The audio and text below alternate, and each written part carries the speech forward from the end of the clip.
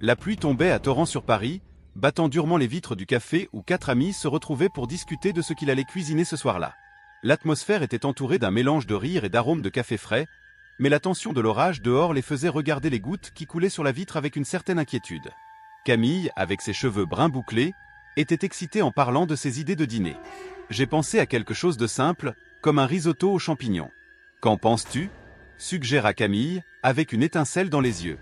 Lucas, toujours le plus pratique du groupe, fronça les sourcils. Le risotto peut être bon, mais il faut des ingrédients qui ne se gâtent pas. Regardez cette pluie. Si nous n'allons pas bientôt chez Carrefour, nous n'aurons plus rien. Il regardait par la fenêtre, observant l'orage dehors, qui semblait s'intensifier à chaque instant. Élodie, qui regardait son téléphone portable, leva la tête et commenta « Je suis d'accord avec Lucas. Si nous n'y allons pas maintenant, nous devrons improviser avec ce que nous avons à la maison. Et je ne sais pas pour vous, mais je ne veux pas passer la nuit à manger du pain rassis. » Elle grimaça rien qu'en pensant à cette possibilité. Mathieu, qui jusqu'alors était resté silencieux, regarda ses amis et dit « Allons-y alors. Après une journée fatigante, un bon dîner est ce dont nous avons besoin. Et si la pluie continue comme ça, on ferait mieux de se dépêcher. » Il sourit, essayant d'apaiser l'anxiété qui commençait à planer sur eux. Sur cette décision, les 4 amis se levèrent et, les vêtements trempés, coururent vers la voiture de Mathieu. Dès leur entrée, l'atmosphère légère du café fut remplacée par un air d'attente. L'eau coulait par les fenêtres alors qu'il essayait de se mettre à l'abri de la pluie. Camille a allumé la radio et une musique douce a commencé à jouer, mais il pouvait à peine entendre les notes. La tempête semblait avoir sa propre vie. En arrivant chez Carrefour, la première chose qu'ils ont remarqué, c'est le silence. Le parking normalement bondé était presque vide et la porte d'entrée s'ouvrit à leur approche. Une rafale d'air froid les frappa, les faisant hésiter un instant. « Ce n'est pas normal », marmonna Élodie en regardant autour d'elle avec méfiance. « Où sont les autres ?» Lucas haussa les épaules, essayant de paraître indifférent. « Il se pourrait que tout le monde ait eu la même idée que nous et ait décidé de rester chez soi. Cette pluie fait peur. » Il essayait de justifier ce qui pourrait n'être qu'une coïncidence. Mathieu tira le caddie et ses amis le suivirent, entrant dans le supermarché qui, à chaque pas, paraissait plus sombre et plus vide. Les lumières au-dessus d'eux clignotaient par intermittence, donnant à la pièce un aspect sombre. « Que se passe-t-il avec les lumières ?» a demandé Camille en levant les yeux. « Ce n'est pas bon. Ne t'inquiète pas, c'est juste un problème électrique. Prenons ce dont nous avons besoin et partons bientôt. » Lucas essayait de rester calme, mais le malaise qui régnait dans l'air était palpable. Le groupe s'est dispersé dans les couloirs, chacun à la recherche de ses ingrédients. Camille se dirigea vers le rayon produits, tandis que Lucas cherchait du riz et des épices. Élodie s'est arrêtée au rayon produits laitiers et Mathieu s'est éloigné vers le rayon boissons. Pendant ce temps, Élodie, essayant d'ignorer le sentiment d'inconfort qui l'enveloppait, commençait à placer quelques objets dans son chariot. Mais soudain, un murmure doux, presque imperceptible, attira son attention. Elle s'arrêta, le cœur battant, et regarda autour d'elle. Le couloir était désert, à l'exception de quelques étagères au fond. « Quelques UNA Nintendo Car ?» Elle a appelé, mais ses amis étaient très loin. « Quoi ?» a crié Camille de loin, ne comprenant pas ce qui se passait. « Chuchotement », répondit Élodie en essayant de localiser l'origine du son. Mais avant qu'il ait pu continuer, une nouvelle vague de murmures flotta dans l'air, plus proche cette fois. « Tu dois imaginer des choses, Élodie. »« Allez nous trouver », dit Lucas sans remarquer l'appréhension dans sa voix. Mais la curiosité d'Élodie s'est éveillée et elle décide d'enquêter. D'un pas hésitant, elle se dirigea vers le son, loin du chariot. L'allée des produits d'entretien était devant lui, et les murmures semblaient s'intensifier à mesure qu'il s'approchait. « Salut les gars !» Il a appelé, mais sa voix a résonné sans réponse. Une étrange sensation commença à l'envelopper, comme si elle était entraînée dans l'obscurité. En entrant dans le couloir, les lumières ont commencé à scintiller encore plus fort et les ombres dansaient partout. Élodie hésita, mais la curiosité la poussait.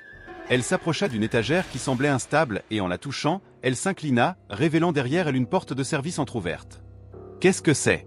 murmura-t-elle en regardant dans l'ouverture sombre. La curiosité se mêlait à la peur, mais quelque chose en elle la poussait à entrer. Après avoir jeté un dernier coup d'œil au couloir vide, il décida qu'il avait besoin de savoir ce qui se passait. « Élodie !»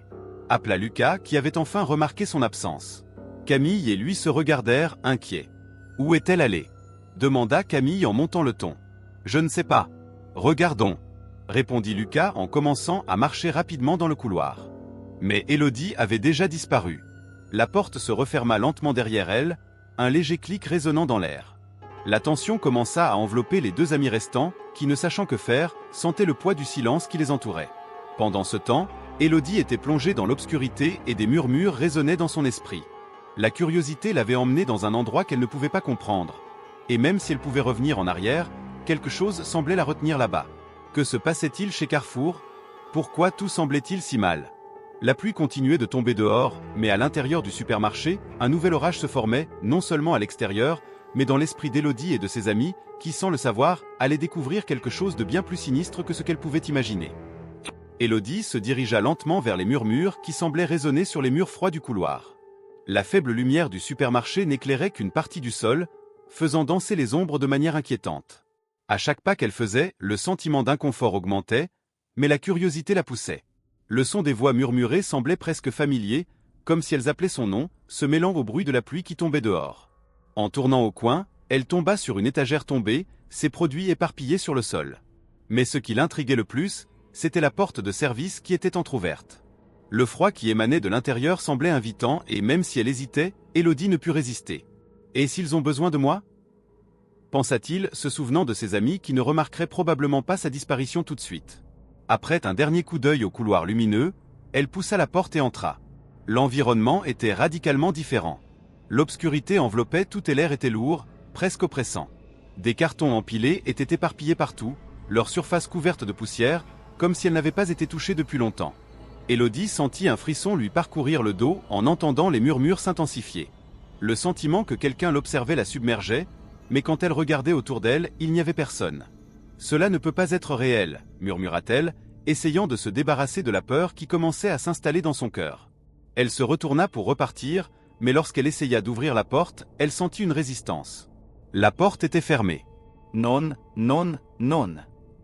Élodie a commencé à pousser et à tirer la poignée, mais la porte ne bougeait pas. Désespérée, elle se met à crier « Camille !» Lukas. Mathieu.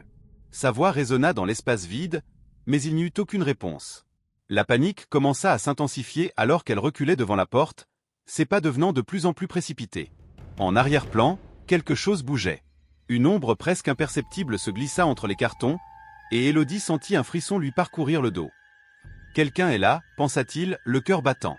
Elle s'approcha des caisses, essayant de regarder derrière elle, mais tout ce qu'elle trouva fut davantage d'obscurité. La tension était palpable et la pièce semblait se refermer autour d'elle. « Je dois sortir d'ici », décida-t-elle en prenant du recul, mais le murmure qui la suivait semblait maintenant plus fort, plus insistant. Pendant ce temps, dans le couloir principal du carrefour, Camille et Lucas commencent à s'inquiéter de l'absence d'Élodie. Les lumières continuaient de clignoter et la sensation d'inconfort augmentait à chaque seconde. « Elle n'aurait pas pu aller bien loin », dit Lucas en essayant de rester calme. « Cherchons-la.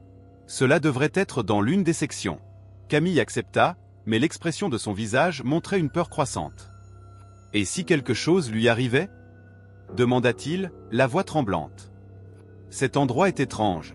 Je n'aime pas ça. » Elle regarda autour d'elle, comme si elle s'attendait à ce que le magasin lui-même révèle ses secrets. « Commençons par la section produits de nettoyage. » C'est là qu'elle a dit avoir entendu les chuchotements, suggéra Lucas en entraînant Camille vers le couloir. Ils commencèrent à marcher rapidement, mais l'atmosphère autour d'eux devenait de plus en plus oppressante. Les ombres semblaient s'allonger et chaque craquement du supermarché résonnait comme un avertissement inquiétant. « Élodie !» appela Camille, sa voix résonnant dans la solitude. « Es-tu là ?» Le silence qui suivit fut assourdissant. Le cœur de Lucas manqua un battement. « Nous devons la retrouver maintenant, dit-il en accélérant le pas. » Lorsqu'ils atteignirent le rayon des produits de nettoyage, le spectacle qui leur était présenté était sombre. L'étagère était désorganisée et il restait des cartons. « Elle était là ?» dit Lucas en regardant autour de lui. « Mais où est-elle allée ?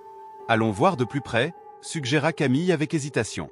« Peut-être qu'elle est allée au rayon nourriture ou quelque chose comme ça. » Cependant, alors qu'ils se préparaient à s'éloigner, un cri étouffé traversa l'air, les faisant s'arrêter tous les deux sous le choc.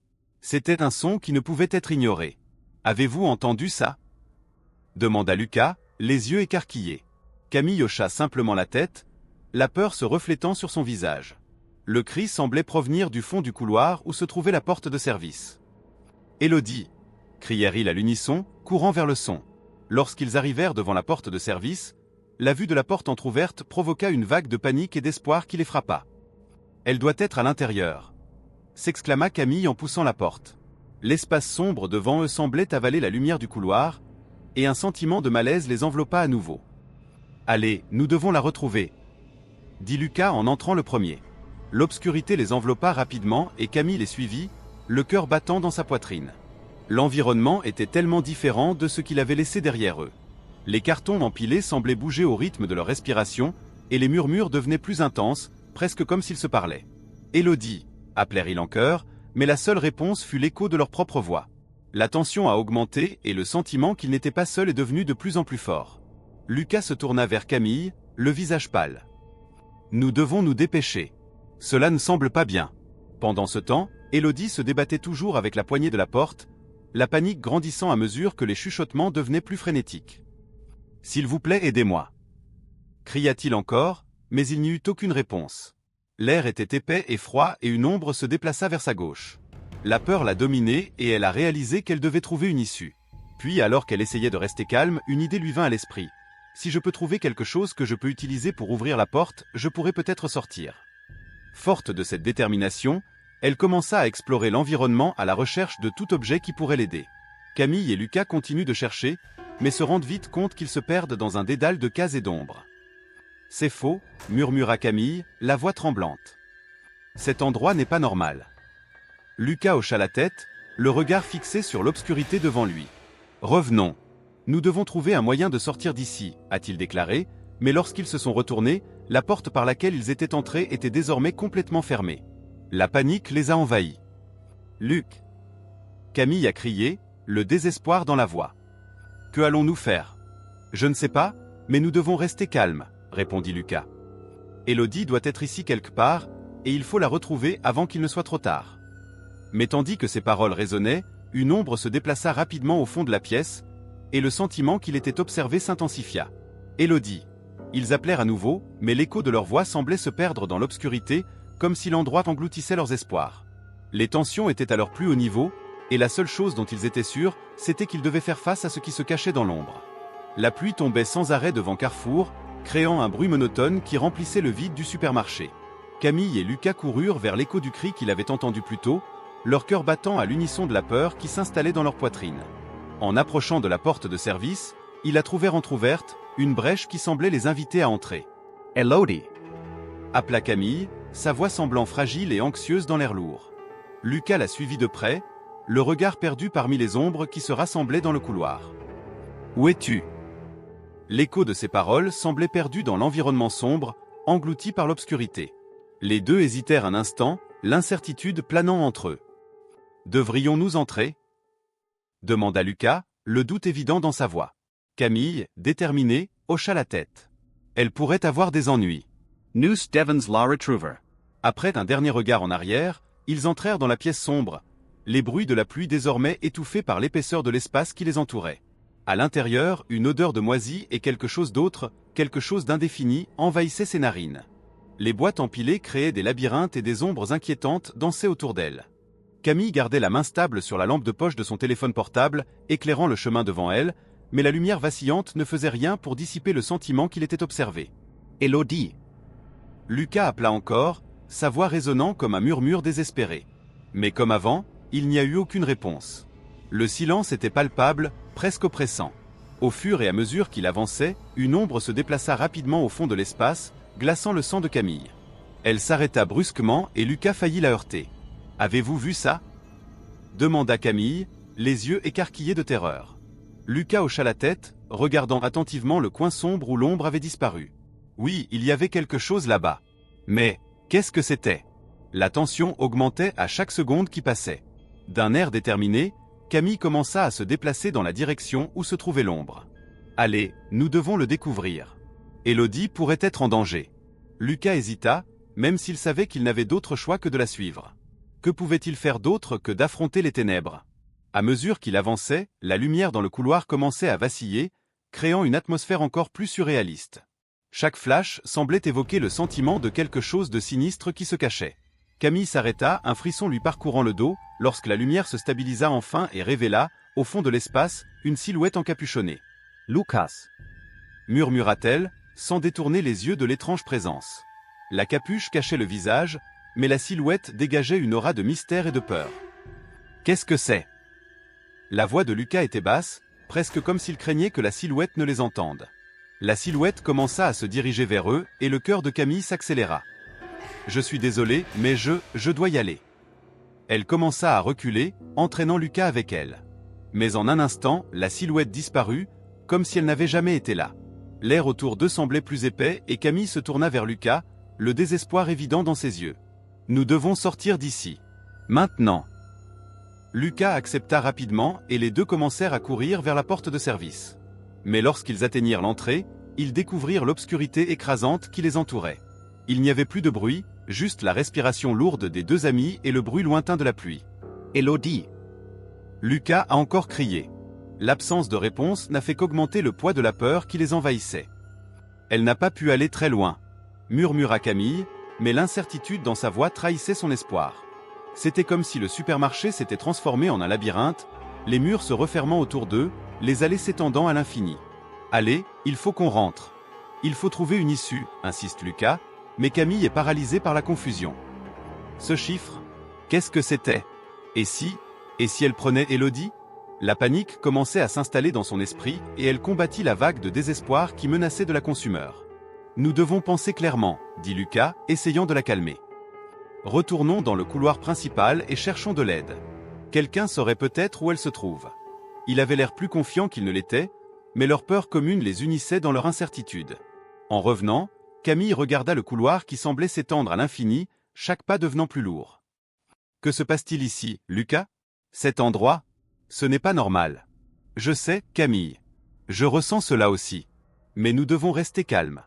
Nous devons d'abord trouver Élodie. » Il lui prit la main, et ce contact chaleureux fut un rappel réconfortant qu'ils n'étaient pas seuls, même si l'obscurité les entourait.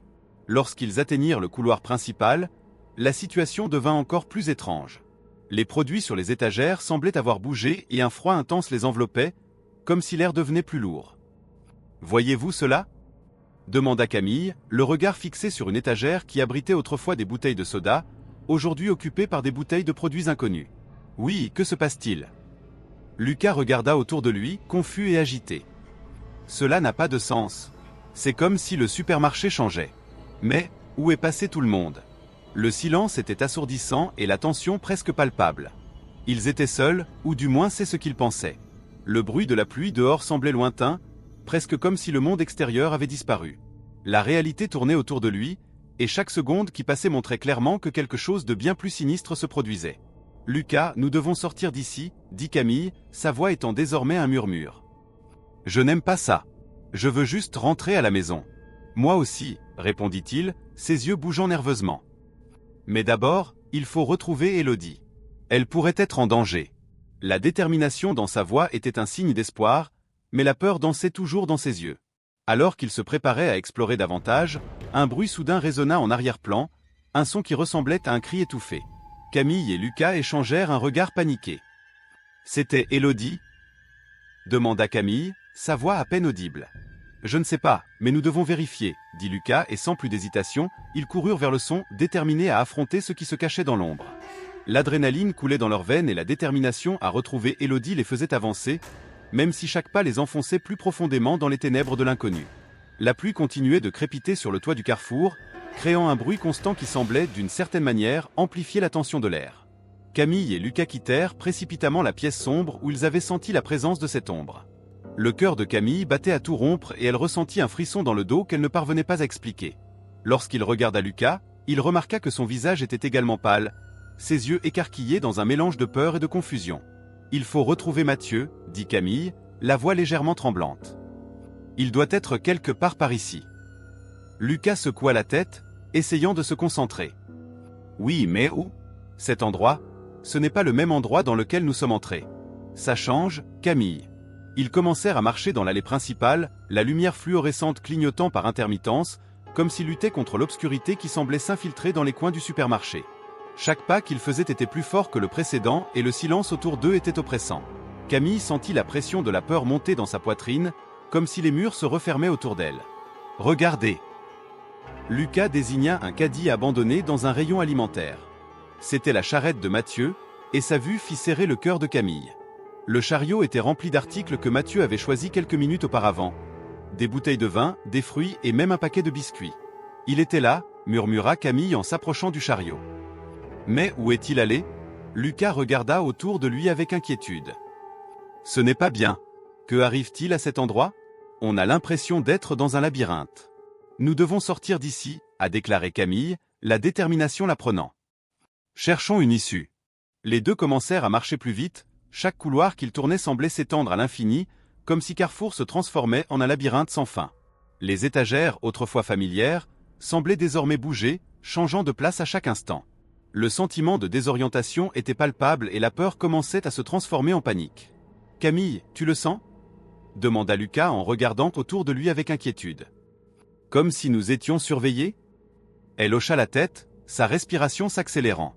« Oui, c'est comme si quelque chose était ici avec nous. » Soudain, un son métallique résonna en arrière-plan, comme si quelque chose était traîné sur le sol. Camille et Lucas s'arrêtèrent, figés, et échangèrent des regards nerveux. « Qu'est-ce que tu penses que c'était ?» demanda Lucas, sa voix à peine au-dessus d'un murmure. « Je ne sais pas, répondit Camille, mais je ne veux pas le savoir. » Ils décidèrent de se diriger dans la direction du son, mais à chaque pas, l'obscurité semblait s'approfondir. Le couloir devant lui s'incurvait et la lumière flottante semblait diminuer, comme si elle était engloutie par l'ombre. Lorsqu'ils atteignirent finalement le bout du couloir, ils trouvèrent une porte de sortie, mais elle était verrouillée. L'espoir a diminué dans leur cœur. « Ce n'est pas possible !» cria Lucas en frappant à la porte avec ses poings. « Laissons-nous sortir !» Camille regarda les murs d'enceinte. « Nous devons trouver une autre issue. Nous ne pouvons pas rester ici. » Mais avant qu'il ait pu bouger, un avertissement d'urgence a commencé à retentir sur le système de sonorisation du supermarché. « Attention s'il vous plaît, restez calme. Le système de sécurité a été activé. La sortie est temporairement indisponible. Cela ne peut pas arriver. » s'exclama Lucas, le visage se tordant de désespoir. « Nous sommes piégés. » Camille sentit l'adrénaline monter dans ses veines. Non, reflexens. Si Mathieu était là, il ne pourrait pas être loin. Nous devons le retrouver avant qu'il ne soit trop tard. Alors que l'avertissement continuait de retentir, ils retournèrent dans le hall principal, l'atmosphère lourde et oppressante. Chaque ombre semblait bouger, et Camille sentait que quelque chose la suivait, une présence qui l'observait de loin. La peur était presque insupportable et elle se força à ne pas regarder en arrière. « Camille, et si on ne trouvait pas Mathieu ?» dit Lucas, la voix tremblante. « Et s'il est en danger ?» Elle s'arrêta, lui tenant le bras. « Ne pense pas comme ça. Nous devons garder espoir. Il doit aussi essayer de nous trouver. » Lucas inspira profondément, essayant de contrôler son anxiété. « Droite ou gauche ?» demanda-t-il en regardant les couloirs bifurqués devant lui. « Bien, » répondit résolument Camille. « Continuons ainsi. » Il se déplaçait avec précaution, chaque pas se répercutant dans un silence déchirant. Le couloir semblait s'étendre à l'infini et les étagères devenaient de plus en plus hautes, comme si elles étaient empilées pour tenter de les piéger. Camille se tourna pour regarder derrière elle, mais il n'y avait rien. Juste l'obscurité. « Camille » appela Lucas, sa voix résonnant déjà étrangement. « Entendez-vous ça ?»« Quoi ?» demanda-t-elle en s'arrêtant pour écouter. Le bruit des chuchotements commença à remplir l'air, comme si des voix invisibles conspiraient contre eux. Il y avait des murmures indistincts qui semblaient venir de partout. « Non, ce n'est pas possible, » dit Lucas terrifié. « Ce qui se passe ?» Camille lui serra la main, essayant de rester stable. « Nous devons continuer. » Il faut retrouver Mathieu. Il doit savoir quoi faire.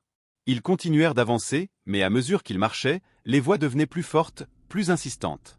Camille essayait de les ignorer, mais le sentiment qu'il était observé devenait de plus en plus intense. Le couloir semblait s'étirer et se contracter, les emmenant vers des endroits inconnus effrayants. « Regardez !» Lucas montra une lumière au bout d'un couloir. « Il y a quelque chose là !»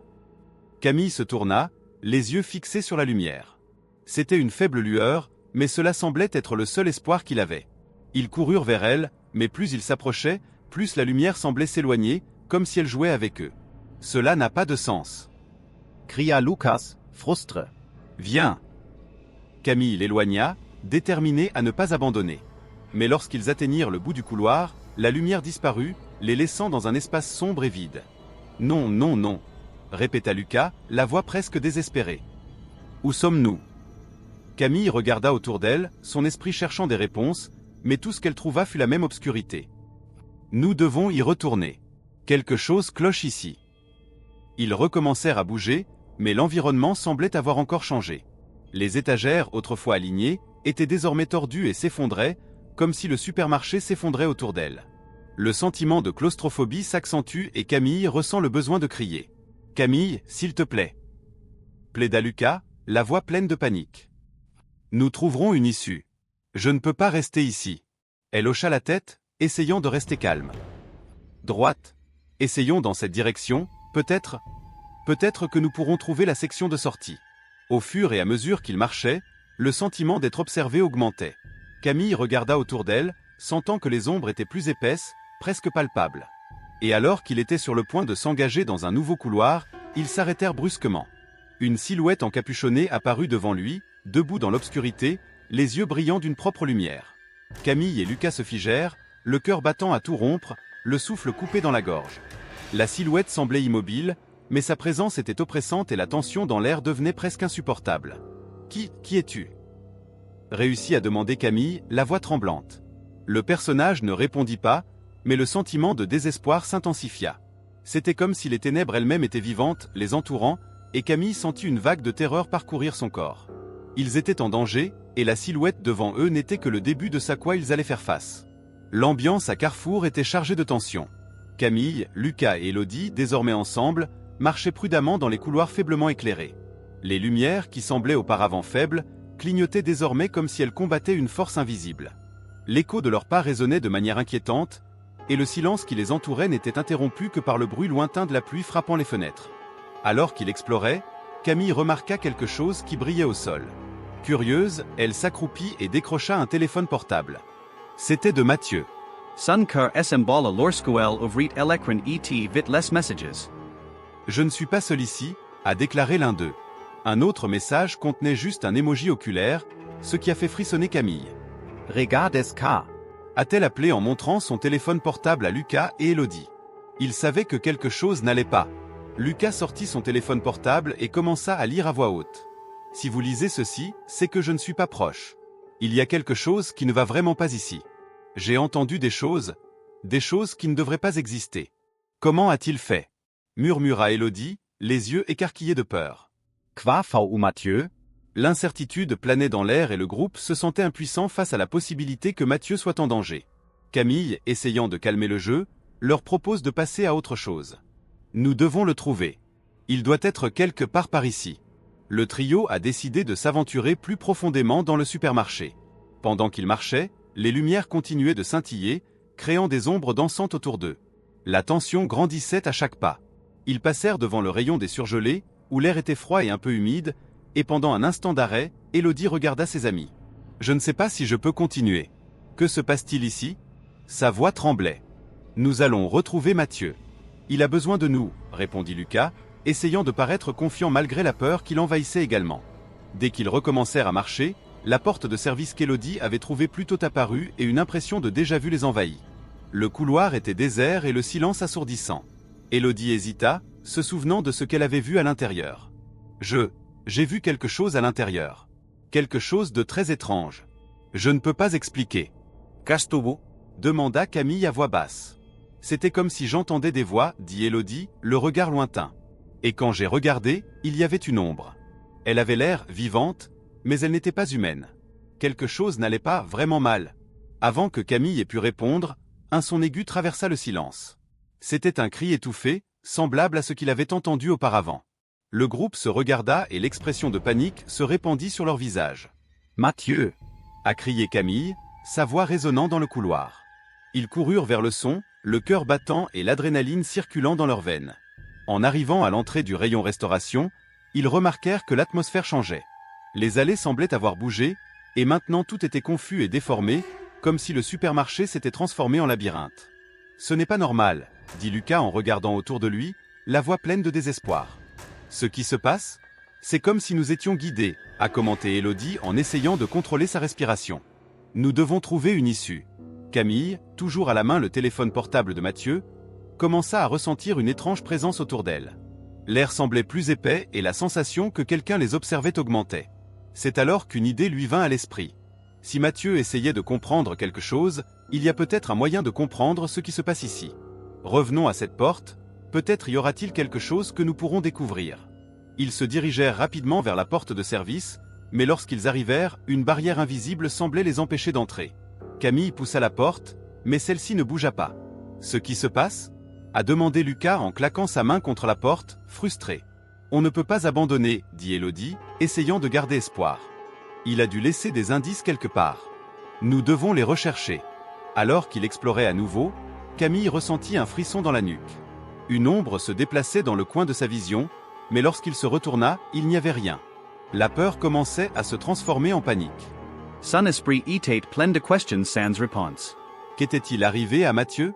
Quelle était cette ombre dont Élodie parlait? Attendez, s'exclama soudain Lucas. rappelez-vous ce que Mathieu a dit dans les messages. Il a parlé de voix. Et si ces voix provenaient de personnes qui sont déjà venues ici? Peut-être que Carrefour n'est pas qu'un simple supermarché. Qu'est-ce que tu dis? a demandé Camille, confuse. Je veux dire, c'est peut-être un endroit où les gens disparaissent, comme si c'était un portail ou quelque chose du genre. Expliqua Lucas, les yeux brillants de panique. Et Mathieu a peut-être découvert quelque chose à ce sujet. Cette idée mettait Camille mal à l'aise. La possibilité que Mathieu soit impliqué dans quelque chose de plus grand qu'il ne pouvait l'imaginer la terrifiait. Mais avant qu'il ait pu répondre, Élodie, qui s'était tue, parla d'une voix basse et tremblante. J'ai vu une porte qui donnait sur l'extérieur. Elle a regardé ses amis. Nous devons la retrouver. Où as-tu vu cette porte? Lucas a demandé avec anxiété. Au rayon alimentation, près des congélateurs, répond Élodie. Il était là, mais quand je me suis approché, quelque chose s'est produit et je n'ai pas pu l'ouvrir. Le groupe décide de suivre Élodie au rayon alimentation. Le chemin était tortueux et le sentiment d'être suivi augmentait à chaque pas. Lorsqu'ils atteignirent la section, Élodie se mit à regarder autour d'elle avec frénésie. C'était ici, s'est-elle exclamée, mais lorsqu'elle a regardé à nouveau, elle n'a trouvé que des étagères de produits au lieu de la porte qu'elle avait vue. Le désespoir l'envahit. Non. Elle était là. Élodie, calme-toi. Camille a essayé de la calmer, mais la tension était palpable. L'environnement semblait avoir encore changé et la porte dont Élodie avait parlé n'était tout simplement plus là. C'est comme si nous étions piégés dans un cauchemar sans fin, dit Lucas, sa voix à peine au-dessus d'un murmure. Il faut qu'on sorte d'ici. Les trois hommes commencèrent à tourner en rond, essayant de trouver une issue, mais la peur et la confusion prirent le dessus. Carrefour n'était plus un supermarché, c'était une prison, un labyrinthe d'ombres et de secrets qui les retenait en otage. Que allons-nous faire? a demandé Camille, la voix brisée. Nous devons rester ensemble, a répondu Lucas, même si sa propre insécurité se manifestait. Si Mathieu est là, il faut le retrouver. Nous devons comprendre ce que s'est passé. L'atmosphère était chargée de désespoir et d'incertitude. Ce qui était autrefois une simple nuit de shopping s'était transformé en un véritable cauchemar, et la seule certitude qu'il avait été le besoin de s'unir et d'affronter l'inconnu qui les entourait. Carrefour, avec ses étagères sombres et ses couloirs interminables, était désormais un lieu de mystère et de peur, où chaque recoin pouvait révéler une nouvelle terreur. L'ambiance chez Carrefour était chargée, un mélange de tension et de désespoir planait sur les quatre amis. Camille, Lucas et Élodie étaient ensemble, ne sachant pas exactement quoi faire, lorsqu'un cri désespéré résonna dans le couloir, brisant le silence oppressant des lieux. Camille, sur un élan presque instinctif, a crié à l'aide, sa voix résonnant sur les murs froids et vides du supermarché. À sa grande surprise, la réponse vint sous la forme d'une lumière intense qui illumina le couloir, presque comme un phare dans l'obscurité. Et puis, comme sorti de nulle part, Mathieu est apparu. Mais quelque chose était différent. Son regard était profond, presque distant, était l'expression de son visage mêlé de soulagement était une sorte de lerchus n'y parvenant pas à comprendre. Mathieu, s'est exclamé Camille en courant vers son ami. Où étais-tu? Nous étions tellement inquiets. Il fit un pas en avant, mais ne s'approcha pas aussi près que Camille l'espérait. Il y avait un abîme en leur présence, un espace entre eux qui semblait plus que physique. Je n'étais pas perdu, dit Mathieu, sa voix étant plus grave que d'habitude, comme si elle portait un poids immense. J'essayais de comprendre ce qui se passe ici. Lucas et Élodie s'approchèrent, la curiosité l'emportant sur la peur. Que as-tu découvert? a demandé Lucas, la voix tremblante. Pourquoi cet endroit est-il si étrange? Mathieu hésita comme s'il réfléchissait à ses paroles. Il regarda ses amis, ses yeux reflétant un mélange de détermination et de tristesse. Carrefour n'est pas seulement un supermarché, a-t-il commencé, chaque mot étant prononcé avec un effort visible. C'est un portail vers une dimension parallèle, un lieu où les âmes perdues sont emprisonnées. Le silence tomba entre eux. Camille, Lucas et Élodie se regardèrent, essayant de digérer ce qu'ils venaient d'entendre. La révélation de Mathieu semblait absurde, mais l'intensité de son expression montrait clairement qu'il disait la vérité. « Que veux-tu dire par là » a demandé Élodie, sa voix presque murmurée. « Comment tu le sais » Mathieu fit un pas en avant, sa silhouette se détachant dans la lumière qui éclairait encore le couloir. Il inspira profondément, comme s'il se préparait à un discours qui pourrait changer leur vie pour toujours. « J'ai trouvé ici des documents, des rapports sur des personnes disparues au fil des années. Il y avait toujours des rumeurs sur Carrefour, sur des gens qui entraient et ne sortaient plus. Je pensais que ce n'était que des histoires jusqu'à ce que je commence à voir les preuves. » Il fit une pause, la voix pleine d'émotion. « Je ne voulais pas y croire, mais je l'ai vu. J'ai vu les âmes, Camille. Ils sont là, piégés. » L'expression de Camille se tourna vers l'horreur. « Êtes-vous en train de dire qu'il y a des âmes ici » demanda-t-elle, un tremblement dans la voix. « Mais comment est-ce possible ?»« L'endroit se nourrit de peur, de désespoir, » répondit Mathieu d'une voix presque murmurée. « Chaque fois que quelqu'un entre et ressent de la panique, cela renforce le lien avec la dimension parallèle. C'est comme si le supermarché était un piège, incitant les gens à en faire partie. » Lucas, essayant de rester calme, posa une question qui préoccupait tout le monde. « Et que devons-nous faire maintenant » demanda-t-il d'une voix ferme, mais ses yeux exprimaient un mélange de peur et de détermination. « Pouvons-nous sortir d'ici » Mathieu regardait ses amis, son regard désormais empli d'une gravité qui alourdissait l'air. « Ce n'est pas si simple. Pour s'échapper, il faut faire un choix. » Il hésita en regardant chacun d'eux. « Nous pouvons essayer de le combattre, trouver un moyen de libérer les âmes piégées. Mais cela a un prix. Ou nous pouvons partir, mais cela signifie laisser ces âmes derrière nous, condamnées à errer dans cet endroit pour toujours. » Le dilemme planait dans l'air comme un nuage sombre. Camille sentit son cœur s'accélérer. Les paroles de Mathieu résonnaient dans son esprit, et l'idée de laisser ses âmes derrière lui était insupportable. « Mais et si nous ne pouvons pas nous battre » demanda Élodie, la peur transparaît dans sa voix. « Et si nous étions les prochains à rester coincés ici » Mathieu se passa la main dans les cheveux, un geste qui témoignait de son propre conflit intérieur. « Je n'ai pas toutes les réponses. Ce que je sais, c'est que si nous voulons nous battre, nous devons être unis. Nous devons nous soutenir mutuellement, sinon ce sera en vain. » Lucas, qui était resté silencieux jusque-là, parla enfin d'une voix ferme. « Alors nous devrions essayer. Nous ne pouvons pas laisser davantage de personnes souffrir ici. S'il y a une chance de sauver ces âmes, nous devons essayer. » Camille regarda Lucas, admirative de son courage. Elle sentit une vague de détermination monter en elle. « Je suis d'accord. S'il existe un moyen de changer cela, nous ne pouvons pas nous enfuir. » Elle se tourna vers Mathieu. « Que devons-nous faire » Mathieu regardait ses amis, un léger sourire de gratitude apparaissant sur ses lèvres. « Nous devons trouver le noyau de cette dimension, l'endroit où l'énergie est la plus forte. C'est là que nous pouvons affronter ce qui maintient les âmes piégées. Mais nous devons être prudents. La force qui nous maintient ici est peut-être plus puissante que nous l'imaginons. » « Où est ce noyau » demanda Élodie, maintenant avec une expression de détermination. « Je ne sais pas exactement, mais on peut trouver des indices ici. Nous devons explorer davantage et rester ensemble. L'obscurité est plus forte lorsque nous sommes seuls. » Avec cette nouvelle intention, les 4 amis se sont réunis, les mains entrelacées dans un geste de force et de solidarité. Ils se dirigèrent vers la partie la plus sombre du supermarché, où la lumière commençait à décliner à nouveau, mais maintenant un nouvel espoir palpitait en eux.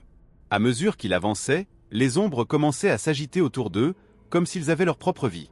Camille sentit un frisson lui parcourir le dos, mais la détermination dans son cœur était plus forte que la peur.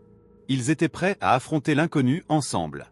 Cependant, au fond de leur esprit, la question persistait. Qu'est-ce qui les attendait réellement dans l'obscurité ? Et le choix qu'il avait fait les conduirait-il vers un destin de libération ou de damnation ? La réponse était encore à venir, mais à ce moment-là, la seule certitude était qu'il affronterait quoi que ce soit, uni en amis et en âme défiant le destin.